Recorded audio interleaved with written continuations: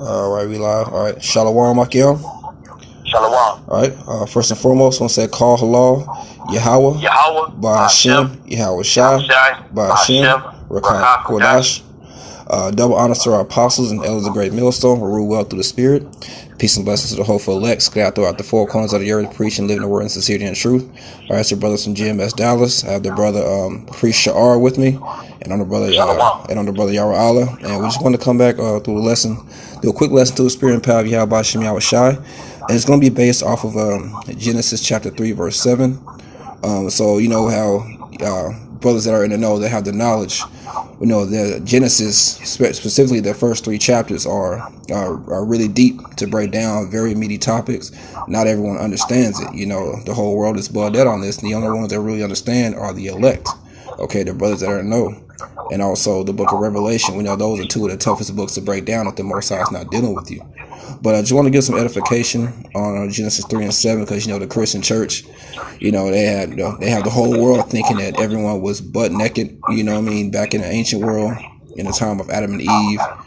They have everyone thinking that Adam and Eve were the only two people on the planet Earth at that time, which, you know, through studying through the Spirit, we know there was multiple people. Okay, because the scripture said that the Lord called their names Adam. When you read, I believe, Genesis the 5th chapter. So we know that through understanding there was multiple men that were on the planet Earth. The Lord just pulled out Adam and Eve to start that line of the sons of the Most High. Okay, but just wanted to get some edification concerning what it means to be naked when it talks about in Genesis 3rd chapter. And Lord willing, it's edifying for you, Akim. Did you have anything that you wanted to add, brother? No, we good. Let's get it. Okay, all right, so let's go and start with Genesis 3 and 7. This is the book of Genesis, chapter 3, verse 7. And the eyes of them both were open, and they knew that they were naked, and they sewed fig leaves together and made themselves aprons. Okay, and so what it's talking about here is they ate the fruit. Eve was beguiled by the serpent to eat the fruit, which the world says is an apple, but the scripture doesn't say that. It just says fruit, right. But we know through understanding, okay, it's philosophy. She had a different doctrine than what the Most High breathed into Adam, because the scriptures say in Genesis, the 2nd chapter, the 1st verse, that he breathed into Adam a breath of life, he became a living soul. And so we know that breath is the knowledge and wisdom understanding of Yahweh Ba'ashem Yahweh Shai. So she brought to him a different philosophy, okay? And they knew their eyes were open at that point. They knew knowledge of good and evil, which we were only supposed to know good, you know, and go behind the will, but the serpent beguiled her, so now they knew knowledge of good and evil. And then they realized that they were going off, man, with that doctrine. So they tried to cover themselves up with a different doctrine, man, and hide themselves among the trees, as they say. But that's talking about people, you know. That's right. So read it one more time, Mark. This is Genesis chapter 3, verse 7. And the eyes of them both were open, and they knew that they were naked. And they sewed fig leaves together and made themselves aprons. Right, and they made themselves aprons, like I said, so they tried to come up with a different doctrine, man. But they couldn't hide, man. Okay, when you read the next verse, it talks about the voice of the Lord. And they were being rebuked pretty much by prophets, man, in that time. That's right. They were going off, you know. So we want to go into how that the law was oral at this point. Okay, it didn't just start on tablets with Moses when he met on Mount Sinai. Okay, they had knowledge of the Lord and knowledge of his ways before it was written down on stone. Okay, and so we're going to get a couple of examples to prove that, and we're going to link it to the actual law in Leviticus to show that they had understanding of these ways already. Okay, so let's get just go to Genesis 4 and 4, Ak. Okay. You said Genesis 4 and 4? Con. All right, that's a bit. All right. This is the book of Genesis, chapter 4, verse 4. Actually started. Yeah, just start at the top. That's fine. Okay. This is Genesis 4 and 1. And Adam knew Eve, his wife, and she conceived and bare Cain, and said, I have gotten a man from the Lord. Mm-hmm. And she again bare his brother Abel. And Abel was a keeper of sheep, but Cain was a tiller of the ground. Right. So now, okay. Go ahead. No, go ahead, bro. I was just gonna bring up a quick point, really quick, and because this lesson we're going into is going into part of the lesson. At least is going into how pretty much certain customs that we kept, certain laws that we had more so was passed down orally. Okay. Now, I'm not saying that this is a law or anything like that when it comes to the children, one of them being a shepherd. But when you look at the customs of our people, it was always the youngest son that was the shepherd. You know what I'm saying? And let's say if another son was born, that weight or that job would be cast down to the one that was younger than him. So we see Abel, which was the younger son than Cain. He played the role as that shepherd, and Cain pretty much was the tiller of the ground after that. So his how should I put this? His portion pretty much was tilling the ground, while Abel's portion was being that shepherd, tending to those sheep. You know what I'm saying? Just wanted to bring that quick little point. That's why David was a shepherd as well. Exactly. Yep. You know what I'm saying? Because he was the youngest son. Okay? That's right. That was the custom that we had. You got it. No, I was in agreement with you. I was actually going to bring up that point. So that's the spirit. Yeah, King David, when Samuel went to Bethlehem to get the next king, it was King David that he was the youngest. He was a shepherd for the sheep. Even when he went to battle with against the Philistines, he showed up, and his brothers got on to him, thought he was being mischievous and everything. Like, what are you doing? Shouldn't you be keeping hold of the sheep? So that's exactly right. That's the job of the youngest son is to have that task. Okay, keep on. Come. This is Genesis chapter 4, verse 3. And in process of time, it came to pass that Cain brought up the fruit of the ground and offered unto the Lord. Mm-hmm. And Abel, he also brought up the firstling of his flock and of the fat thereof. And the Lord had respect unto Abel and to his offering. Right, so he had respect unto Abel's offering because he brought the firstling of the flock and the fat thereof. Okay. Cain just brought some vegetables and some stuff that the Most High didn't delight in. But when you go into Leviticus, that's actually of the law. Okay, as far as some of the offerings that you're supposed to give, it's supposed to be the firstling of the flock, which Abel did do. Okay, but that ended up being a law in Leviticus. So let's grab that real quick. Leviticus 27 and 26. Okay. Just to this is the book of Leviticus. I got it right here. Okay. You said verse 26, right? Con. Okay, this is the book of Leviticus, chapter 27, verse 26. And it reads, only the firstling of the beast, which should be the Lord's firstling, no man shall sanctify it, whether it be ox or sheep. It is the Lord's. Right, so it's of the Lord's, man, the first in the flock. And that's what Abel did, okay? As a keeper of the sheep and the livestock, that he offered those first unto the Heavenly Father, and that's why the Lord was pleased. Okay, but now through Moses, this will end up being on stone. But you can see the correlation there that was an oral understanding back then. Okay, those ways were passed down. Okay, that's right. So that's pretty much it on that. Let's get one more example because it talks about how they in Genesis 3rd chapter says how they were naked. Okay, they understood that they were naked and they sewed fig leaves and aprons, which that's just another philosophy.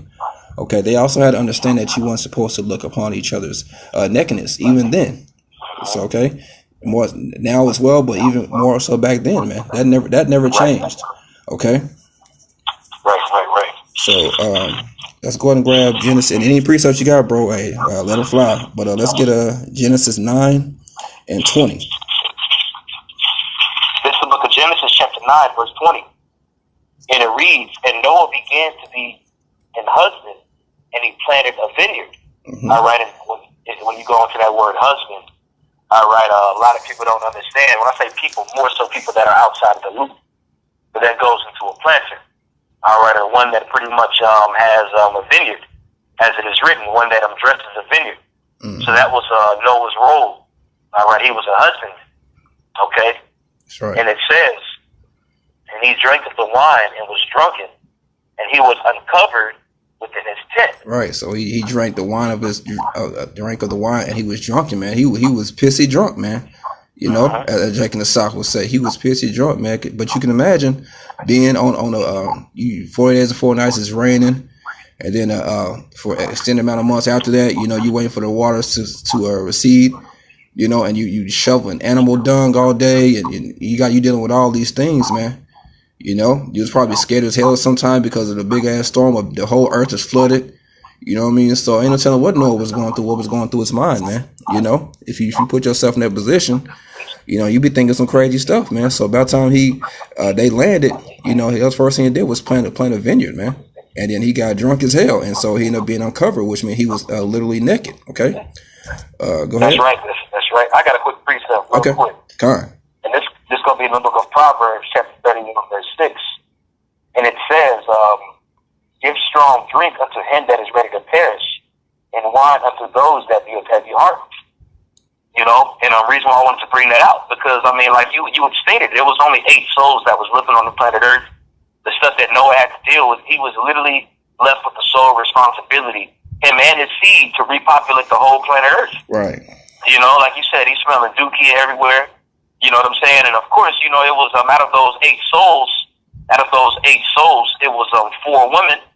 And we understand that the women are the weaker vessels, so the scriptures doesn't say how they were acting, so I'm not going to say how they were acting, but there's a strong chance that they were probably getting on their nerves. Mm-hmm. You know, worrying a whole bunch, asking questions, saying we're going to die this, that, and the third. You know what I'm saying? So you can imagine why Noah felt that way. You know? That's right. He was ready to perish. You know? I just wanted to bring that quick precept out. Yeah, beautiful, bro. That was right on point. Yeah, you know, ain't no telling, man. You know, the scriptures talk about how Job, his wife, how she was speaking as foolish women. Lot's wife perished. So, you know, a lot of women that were with righteous men, they weren't always with their men. They were, like the scripture said, they're the weaker vessel. So, hey, it's a good indicator when you're strapped. Like, they may have been bugging out. You know, like I said, we ain't saying it as completely the case, but hey, it's very, very possible. You know what I mean? That they was getting on their nerves, man. You know, always talking and complaining and murmuring, you know. That's why he was like, you know, Noah had to be like, shit. You know, and by the time he got through, he planted that vineyard and he got loose, you know. Right. Yeah. Go ahead. Absolutely. God. This is verse, I'm gonna read verse 21 again. And he drank, this is Genesis 9:21. And he drank of the wine and was drunken, and he was uncovered within his tent. And Ham, the father of Canaan, saw the nakedness of his father and told his 2 brethren without. Right, so Ham being a little homo, as we know them Hamites, some so-called Africans, they have a lot of homosexual tendencies. You know, that's where Sodom and Gomorrah was, you know, in the land of Ham. So he's seeing that and going, probably sniggling and giggling and doing all type of stuff and going to tell his brothers, you know. Right. His father's butt naked in the tent, you know, drunk, probably drooling, snoring, knocked out. You know, thinking it's a damn joke and stuff, you know? That's right. And you also do see a lot of those Hamites even today, namely those Canaanites, that run around damn near butt-ass naked. Mm-hmm. You know what I'm saying? Which is spiritual. It goes to an indicator of pretty much, you know, their mind state, their state of being, or pretty much the thought process of what we're reading right now in Genesis chapter 9. You know, this is a nasty-ass people. Right. And then you see why the Lord didn't want them dwelling with us when we had taken over the land of Canaan. Mm-hmm. Because they lived a very, very, very terrible lifestyle.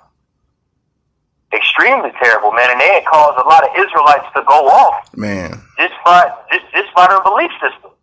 And they got Jake involved, man. You know, that was it. Yep, Jake seen them freaky butt naked Hamites and was enticed, man, because we were supposed to had done away with that whole nation. You know, we removed them completely out of their land and destroy them all, but we didn't remove them all. Okay, and we lived amongst them and ended up intermingling with those customs. You know, with those freaky false deities, and that pretty much that was always Jake's downfall, man. You know, mingling with the heathen, those customs. And that caused us to individually be removed out of the land, as we were supposed to remove the Canaanites, you know, and the other 7 tribes. Okay? Mm-hmm. Okay. That's right. Continuing on in verse 23. And Shem and Japheth took a garment and laid it upon both their shoulders and went backwards and covered the nakedness of their father. And their faces were backwards, and they saw not their father's nakedness. Right, and they saw not their father's nakedness. So if that was the case, you know, if we were supposed to be butt naked around that time, you know, why were they walking around backwards?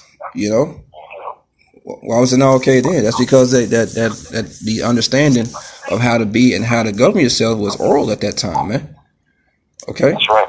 Let's get to prove that. Let's get Leviticus 18 and starting at verse 6. This is Leviticus chapter 18. You should start at verse 6. And then we're just gonna read to 19, but it's really self-explanatory. We should read through it really quick. Okay. This is Leviticus chapter 18, verse 6. It says, "None of you shall approach to any." I'll read this again. Okay. "None of you shall approach to any that is near of kin to him, to uncover their nakedness, I am Yahweh. Right. And so, and your father, that's of kin, but that's anybody's kin that's in your family, man. You should not approach them to uncover their nakedness. And so you're not supposed to be looking upon them, try to get them naked or anything that has to do with that. That's against the law, man. Yep. That's right. That's right. Because you even, if I may, of course, as we're reading about the account back then, that was extremely wrong and, like you said, extremely homosexual for I'm gonna say Canaan, for Ham to want to do that. You know what I'm saying? But you even had this account in Leviticus 18 where it says none of kin, because back then there was the keeping of the seed pure. And there were certain instances where, you know what I'm saying, you might lay with your female cousin or whatever the case is. Adam and Eve were relatives; they were blood relatives. Right. You know what I'm saying? Jacob and Leah, they were relatives. You know what I'm saying? But throughout time, the Lord didn't have us doing that anymore. Right. You know what I'm saying? So yeah, this law right here is written in Leviticus 18 that we're not supposed to lay of anything to kin to us. Pretty much, I'm gonna read this again. None of you shall approach to any that is near to kin unto them to uncover their nakedness. I am the Lord. So the Lord pretty much put that division there. Pretty much like you can't do this no more. Mm-hmm. You know what I'm saying? Because we had multiplied so much as a nation, there wasn't no need to do that anymore. Right. You know what I'm saying? Right, right, exactly right. Because the first relatives had to do that as well. Like I said, Adam and Eve were because we talks about of my bone. We go into other scriptures or precepts. It's talking about actual kin and flesh, and family. Right. Then obviously we had to repopulate with Shem, Ham, and Japheth. Because they were all relatives. But after that, like I said, there was no need to do that anymore. Okay. But let's read verse 7. This is Leviticus 18 and 7. The nakedness of thy father, or the nakedness of thy mother, thou shalt not uncover. She is thy mother, thou shalt not uncover her nakedness. Mm-hmm. The nakedness. Yes. So it said the nakedness of thy father. Okay. And that's what Shem and Japheth did. They walked in backwards with a blanket to cover him up to make sure, and then they looked the other way backwards to make sure they didn't look upon his nakedness, man.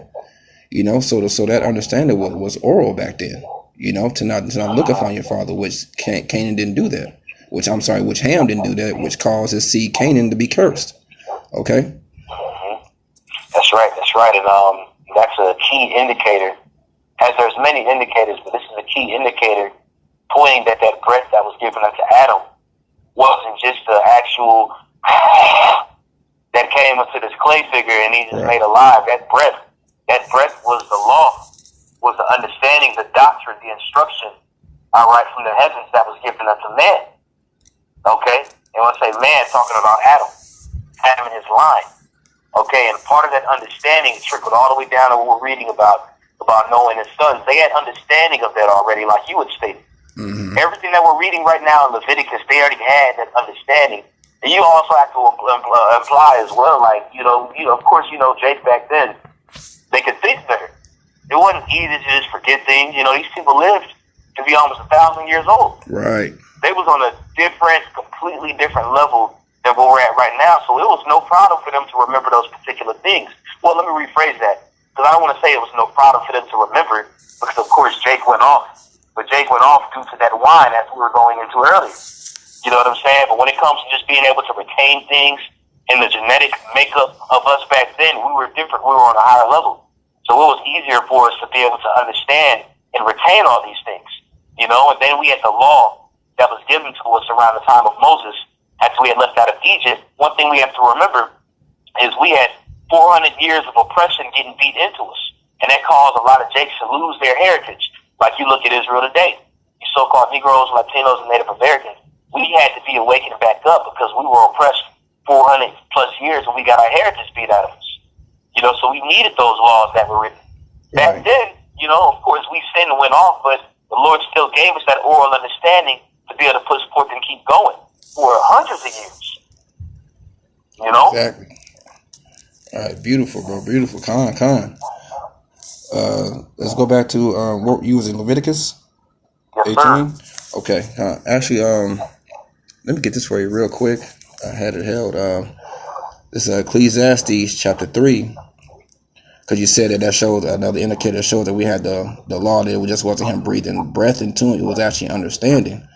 This is Ecclesiastes 3:18. I said in mine heart concerning the state of the sons of men, that the Most High might manifest them, and that they might see that they themselves are beasts. And the reason why I brought that out, because when you read in Genesis, the first chapter, it talks about how the Lord brought forth, I can't remember which day off the top of my head, but I believe it was the fifth day. He brought beasts out of the water, and men was included in that. Okay, so men were already on the planet Earth, because there's references right here that they're beasts. But what separates us from beasts? Okay, the law, statutes, and commandments, man. The connotation thereof, the thought of righteousness. Okay, to differentiate, and to live uprightly. That's what makes us men. That's what made Adam a living soul. Okay, because when you reference Baruch 4:1, it talks about how the law is life, man. Those that leave it shall die. So the Most High breathed the law of life into him, and that's what Adam became living, and that's what separated him from everyone else. And that's what made him a son of the Most High. Man, yeah, beautiful shit. Beautiful point, brother. Beautiful point, man. But yeah, I just wanted to back you up on that. It kind of sparked it when you mentioned that about showing about the breath. But let's go back to Leviticus 18. Okay. God. So like I'm gonna turn back to it. Okay. Leviticus chapter 18. That was pretty much the point, since we were referencing the father of nakedness. So that was pretty much the point. That we don't have to read the rest of them. But let's go ahead and get the precept concerned, like I said, because how did they know they were naked? Because they were going off, right? So let's get some precepts on how you going off. It shows you to be naked. So let's start with that Exodus 32:23. God, that's fair. This is the book of Exodus, chapter 32, verse 23, and it reads, "For they said unto me, man, actually, yeah, if you want to start off with a better point, by all means." Man, brother, it's so much on this.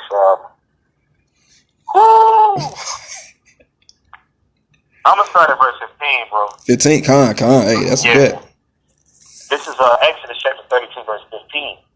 And Moses turned and went down from the mount, and the two tables of the testimony were in his hand. The tables were written on both their sides, on the one side and on the other were they written. All right, and we know this is the law. Go ahead. And the tables were the work of the Most High, and the writings was the writing of the Most High, graven upon the tables.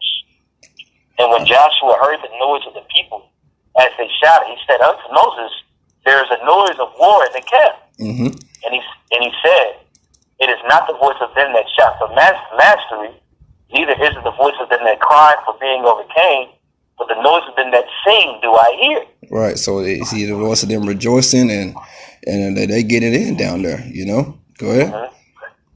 And it came to pass, as soon as he came nigh to the camp, that he saw the path and the dancing, and Moses' anger waxed hot, and he cast the tables out of his hand and brake them beneath the mount. Right, so he came down, everyone saw them dancing around the idol, man. He dipped out to go get the law. We just got delivered. So you can imagine how Moses felt, man. They dance around, carrying on, worshiping his golden calf. He's like, what the hell are y'all doing, That's right. And just something to think about as well, because you brought up a point earlier as we read the book of Genesis chapter 3.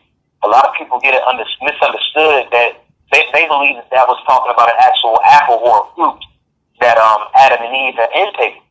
You know what I'm saying? But that was different doctrine and philosophies, pretty much different gods that they were worshiping. Mm-hmm. And pretty much you read about the anger of the Lord in the next verse where it says the voice of the Lord had came unto them. That was like the anger of Moses, because the prophets had came unto Adam and Eve, just like how Moses, when he visited the camp, it said when he waxed hot. That's so right. that was the spirit that Moses was in, because like you said, he seen Jake partying and bullshit, the same spirit that you see the Israelites in today. That's right. Right. And Moses was the mouthpiece of the Heavenly Father at that time. Then you had the mouthpiece of the prophets back in the garden.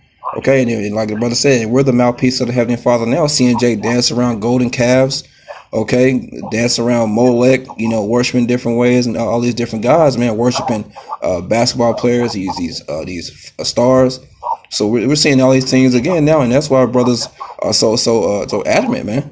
You know, that's why the scripture said, "The zeal of thine house have eaten me up." When you're reading Psalms, man, because we see how people just going off tripping, man. We're like, man, do y'all not see that this is the reason why we in this state now? You know, and that's why the prophets are out there wax hot, as you say. You know, or like Lot, vexed with the filthy conversation of wicked, because we're in seeing that same spirit, man, seeing Jake in their nakedness, you know? God. That's right, brother. Verse 20.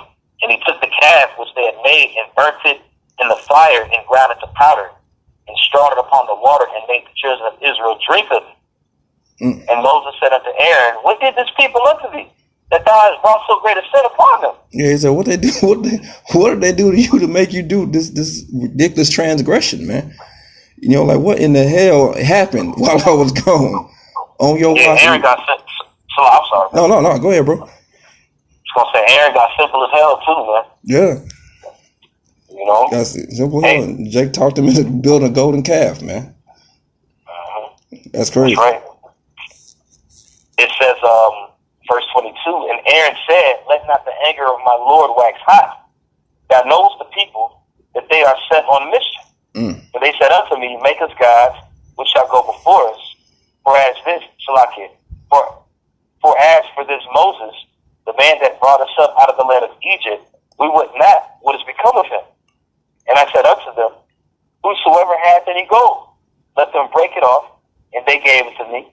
Then I cast it into the fire, and they came out of this calf. Right, so he built the calf, man, because they're talking about making up excuse how they don't know what happened to Moses. Like, obviously, there was no faith in that, man. You just got delivered through the Red Sea, and Moses went to receive direction from the Heavenly Father. You think he just gonna disappear, man? You know, that's another example of Jake having no faith, man. They think that he just all these miraculous things are happening, then all of a sudden now he's just gonna disappear or get taken out, you know, by some crazy happenstance or something, man. You know. God. I got a quick precept to bring out, and it's earlier in the chapter. It's fine. It's cool. You know, sure. Because you have one thing is we have to really consider and think when Moses had Saul angered him so much that he had broke those 2 stone tablets that he was up there on Mount Sinai receiving for 40 days and 40 nights. So Moses had to have really seen some high level demonic stuff that those Israelites was doing to drive them to that much anger. Right. You know, and it goes into it right here. This is what was going on. This is Exodus chapter 32, verse 3. And it says, and Aaron said unto them, and this is actually the actual account of what Aaron was speaking later on in the chapter. Mm-hmm. And Aaron said unto them, break off the golden earrings which are in the ears of your wives and your sons and your daughters, and bring them unto me. And all the people break off the golden earrings which were in their ears, and brought them unto Aaron. And he received them at their hand. And fashioned it with a gravening tool, as he had made it a molten calf. And they said, these be thy gods. The reason why I wanted to go into that, because it wasn't just a golden calf. Mm-hmm. It was a lot of idols that they had there. That golden calf was just a cheap idol that they were worshiping. Right. But he said, these be thy gods, O Israel, which brought thee up out of the land of Egypt. Now check this out. And when Aaron saw it, he built an altar before it, and Aaron made proclamation and said, tomorrow is the feast of Yahweh. So they even called those gods Yahweh. Wow. You know what I'm saying? They proclaimed the feast of Yahweh with those gods. Because it says Lord in all caps right there. And they rose up early in the morning and offered burnt offerings and brought peace offerings. And the people sat down to eat and to drink and rose up to play. So what we read later on, when Joshua alerted Moses, like, yo, what the hell are they down there doing? And they said they heard the song of a noise, but it sounded more so like singing. Yep. You know what I'm saying? They was living it up, partying. You know what I'm saying? Pretty much how you see the world in the state in right now, starting with you Jakes. Mm-hmm. You know, they were taking in that forbidden fruit that Eve and Adam had partaken in. Right. You know? That's right. That was it on that one. That was beautiful. Yeah. So it says right there, man. So there was multiple guys. So they was, like I said, the calf was a chief idol, but man, they was getting in down there. You know, they was partying just like the scripture says in the days of Noah, man. They was getting in, man. Mm-hmm. You know, just as our people are doing today, man. But hey, they gonna learn soon enough. You know. That's right. All right, let's go back to where we left off at the end of the. I think it was at what 24. Okay. This is Exodus 32 and 24. And I said unto them, whosoever hath any gold, let him break it off. And we just read that account. So they gave it to me. Then I cast it into the fire, and there came out this calf. And when Moses saw that the people were naked, for Aaron had made them naked unto their shame among their enemies. Right. So that's what it means to be naked, man. Ultimately, you know, it means you're engaged in shameful activities. Okay, worshiping other gods, other philosophies. Okay, being all out wickedness, man. Because our covering is the scriptures, you know, and the righteousness. Okay. And, you know, the will of Yahweh Shema Shah, the Holy Spirit, that's our complete covering, man. If we don't have that, we're naked. And that's 2/3 of our people right now, you so-called Negroes, Latinos, and Native Americans. They're out here naked right now, literally. I mean, they're out here spiritually naked, you know, because they're not covered, okay, by the will of Yahweh Shema Shah. So it's the same thing today, man. So that's what it means. And so that's what happened in the garden, okay? When they ate that fruit, they realized that they were naked, meaning they were in a shameful doctrine at that point. You know, they were following a shameful philosophy that wasn't of the Heavenly Father. God, that's right.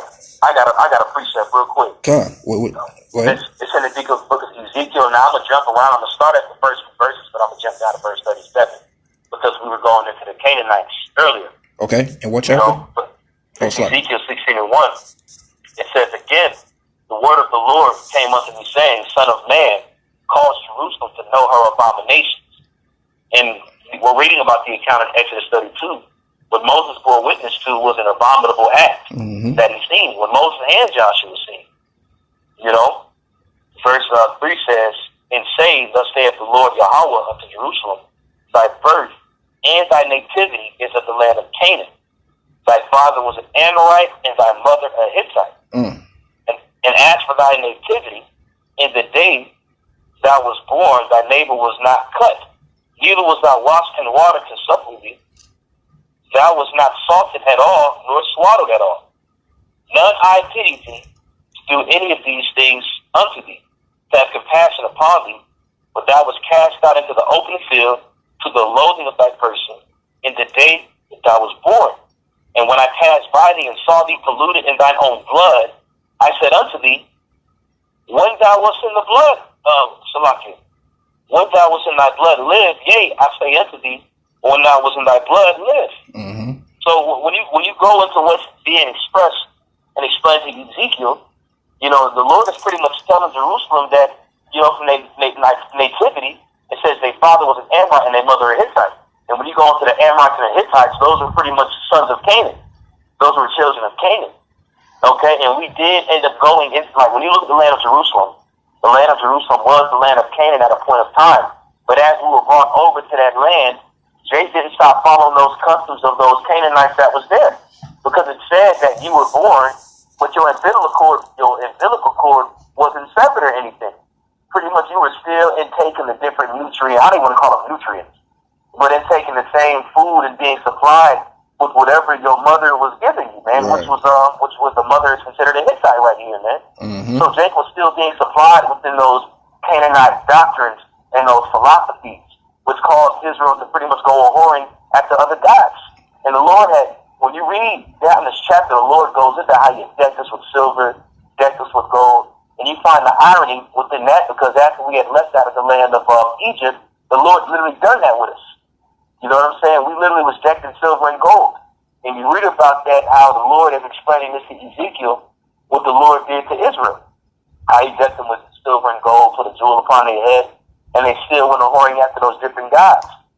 Now you jump down to verse 37. I'm going to start at verse 36. I'm 35. Salakia.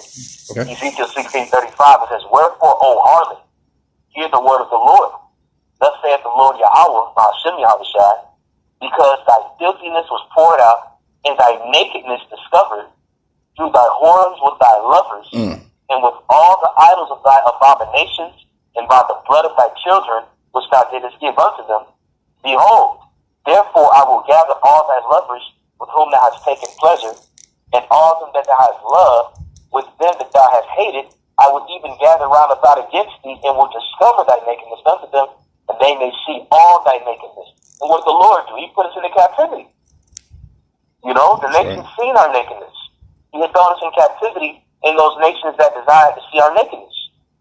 Right. If I say this, he exposed our wickedness, man. When you're naked, you're exposed, man. So he exposed us by putting us in captivity. He exposed us that he's not dealing with us at that time, man. You know, that's right. Our captivities and our the hell we've been catching is a witness against us not following the Heavenly Father, but going a whoring after other gods, man. So that was a witness unto our nakedness, you know. That's right, bro. That's right. God, that was pretty much it on that. That was it on that. Okay, come, beautiful precept, bro. Beautiful. Let's get that Revelation 9. Revelation 19. Or actually, Revelation 16 and 15. We'll start with that one first, and then we'll go to Revelation 19. You said 16 and 15? Con. Okay. This is Revelation chapter 16, verse 15. Behold, I come as a thief. Blessed is he that watcheth and keepeth his garment, lest he walk naked, and they see his shame. Right. So then if you have a red letter Bible, this is Yahushua talking right here. And he's talking about he's coming back as a thief in the night. So you gotta be blessed to continue to watch, man. And when you're watching, that's how you keep your garments, okay? Okay, you keep your garments by watching and paying attention, staying diligent. Therefore, you at least means for fear of that, so that you don't walk naked and you be out here shamed, you know, because the Most High is going to reveal, it's going to be manifest who the Most High's men are, and some men who are bullshit are going to be cast down. Their nakedness and shame is going to be seen, and they're going to be aired out in front of the congregation. That's already been proven. You know, we've seen that multiple times, man. Guys fall out, get kicked out, and their nakedness gets revealed and their shame is seen, you know. So you blessed if you keep watch, man. Keep your garments. And so let's get what the garments are. Let's go to Revelation 19, verses 7 and 8. This is Revelation chapter 19, verse 7. Let us be glad and rejoice and give honor to him, for the marriage of the Lamb has come. Right, the marriage of the Lamb. Oh, it's like the marriage of the Lamb is who? The Lamb is Yahushua, man. Okay. That's the marriage, man, and the marriage is who? Him to the elect. All right, who we were espoused to Yahushua. Okay, we're that bride and he's the bridegroom. You know, so we're waiting for that marriage. Okay, that's to come. Go ahead, bro. That's right.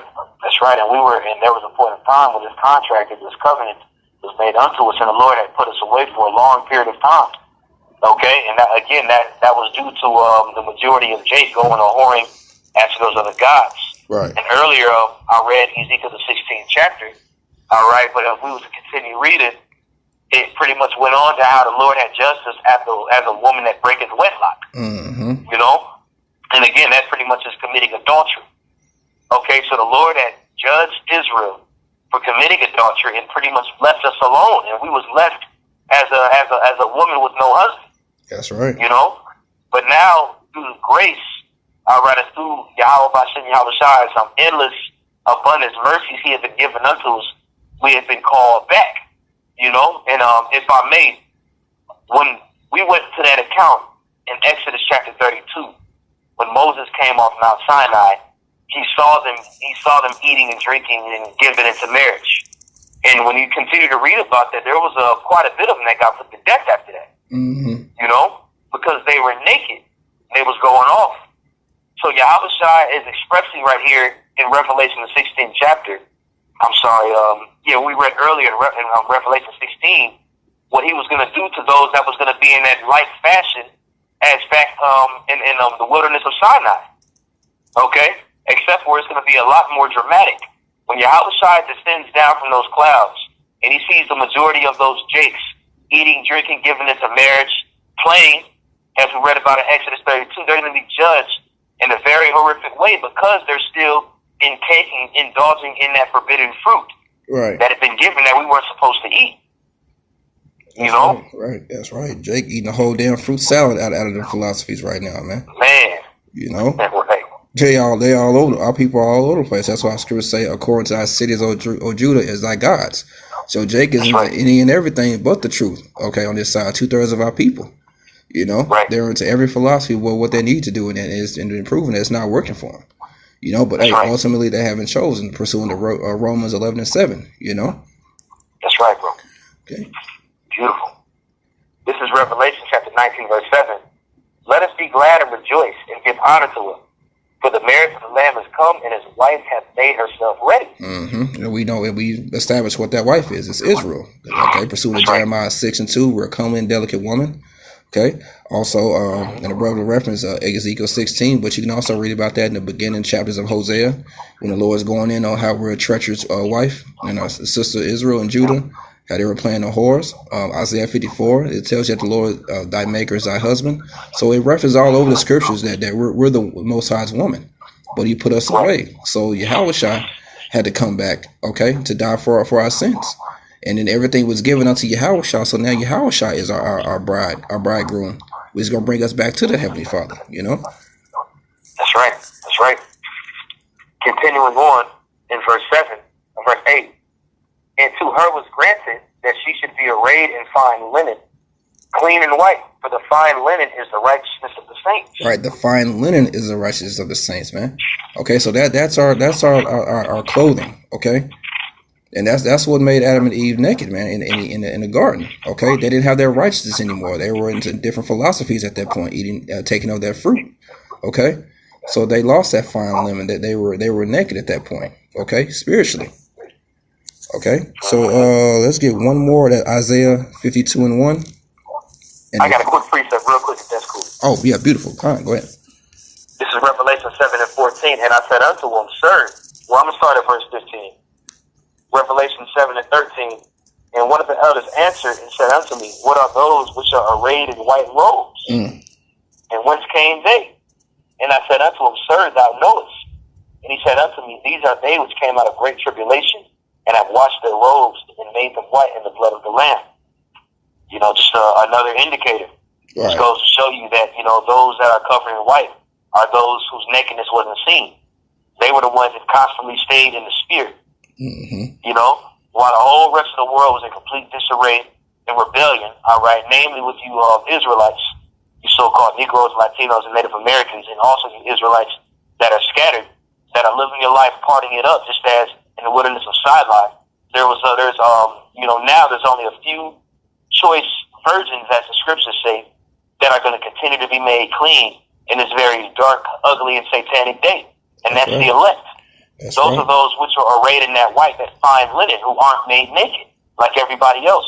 You got it out. That's right. I said we're completely covered in that fine linen, man. And also, you can also reference it to armor. You know, according to Ephesians, the 6th chapter. You know, it talks about the breastplate of faith, the helmet of salvation. You know, so you're covered. It's armor as well as linen. You know, it's just metaphorically in the spirit, you know, depending on who's speaking about it. You know, but it's ultimately the righteousness and being covered by Yahushua, man. That's what covers us and keeps us from being naked at the end of the day. That's right, bro. All right, and let's get Isaiah 52:1, and then we can close out if you didn't have anything else. Con, you said Isaiah 52? Con. Okay. This is the book of Isaiah. Flip right to it. This is the book of Isaiah chapter 52, verse 1. Awake, put on thy strength, O Zion. Put on thy beautiful garments, O Jerusalem, the holy city. For henceforth there shall no more come unto thee uncircumcised and unclean. Right, so put on thy strength, O Zion. What's our beautiful garments, man? You know? Actually, let's go and read on. God, verse 2. Shake thyself from the dust, arise and sit down, O Jerusalem. Loose thyself from the bands of thy neck, O captive daughter of Zion. Right. So, hey, we must put on our beautiful strength, man, our garments. And that's what we have to tell our people, man, to wake up and put on the strength and the beautiful garments, man, which we already went into what the garments are. Okay, that's the whole reason why we out there, man. Just like those prophets were in the time of Adam and Eve, tell them that they were naked and they were going off and being rebuked by the voice of the Lord. With the voice of the Lord in this time, man, telling our people to wake up, man, and put on thy beautiful garments, man. Shake off the dust, man, because that dust means confusion. And where are we at right now? We're in Babylon. Okay, in the Hebrew, the word babal is babal. It means confusion. So that's what we're out here telling our people, man. Shake off that, you know. Shake off these other philosophies. Shake off the don't eat that fruit, man. Okay, take hold of these things, man. You know, but because our people are spending money, and that's why the scriptures say in Isaiah 55, you're spending money for things that don't profit you, loosely paraphrased. You know, bread and water that can't help.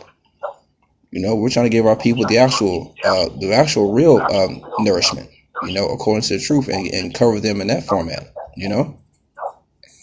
That's right. That's right. I got a Okay. Was that the last one in Isaiah 52, or did you have another one? No, that was the last one I had, but we can get your precept. Okay, come. This Isaiah chapter 61, I'm going to start at verse 8. I'm actually going to start at verse 7 because we're going to make it.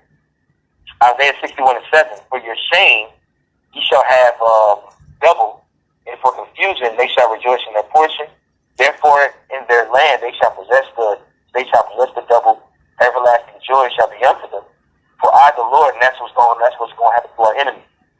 It says, because remember, we were made naked at a point in time, but now our enemies are going to be made naked, starting with Esau, Edom. Mm-hmm. Verse 8 says, for I, the Lord, love judgment. I hate robbery for burnt offering, and I will direct their work in truth. And I will make an everlasting covenant with them. And their seed shall be known among the Gentiles, and their offspring among the people. All that see them shall acknowledge them, that they are the seed which the Lord hath blessed. Verse 10, key point. I will greatly rejoice in the Lord. My soul shall be joyful in my power. For he hath clothed me with the garments of salvation. He hath covered me with the robe of righteousness, as a bridegroom decked herself with ornaments, and as a bride adorneth herself with her jewels. Right, so you can tell when it's time for a wedding day, the bride adorns herself and gets all dolled up and it has the baddest, attire on, because that's their day. Just as a groom, they get fresh to death. They're decked out with the beautiful attire, man. So he's likening that unto garments of salvation. The Most High is going to deck us out, man, with the garments of salvation, and we're going to be that beautiful city once again. Because we're never going to go off, man. We're going to have the law, statutes, and commandments written in our hearts, in our minds, where we're programmed with complete righteousness and completely clothed from here on out for the rest of eternity, to where we're not going to die anymore. We're not going to be in a bad spiritual state, and we're not going to die physically, man. We're going to live. I'm sorry, I didn't want to cut you off, bro. You had anything to add to that? Nah, you tackled it, brother. That's it. Okay. Was that it? Was that in a precept, or was that the? Nah, that was it. Okay. All right. So yeah, I said that's pretty much all I had. Did you have any closing remarks or anything, brother? Nope. Hey, all right. With that, Lord willing, your account was edifying, and Lord willing, your brothers got something out of this. Again, we want to say, call Lord, Yahweh, Ba'ashem, Yahweh Shai, Ba'ashem, Wakakodash. Double honors to our apostles and elders of Great Millstone, rule out through the Spirit. Peace and blessings to the hopeful elect. All right. Shalom. Shalom.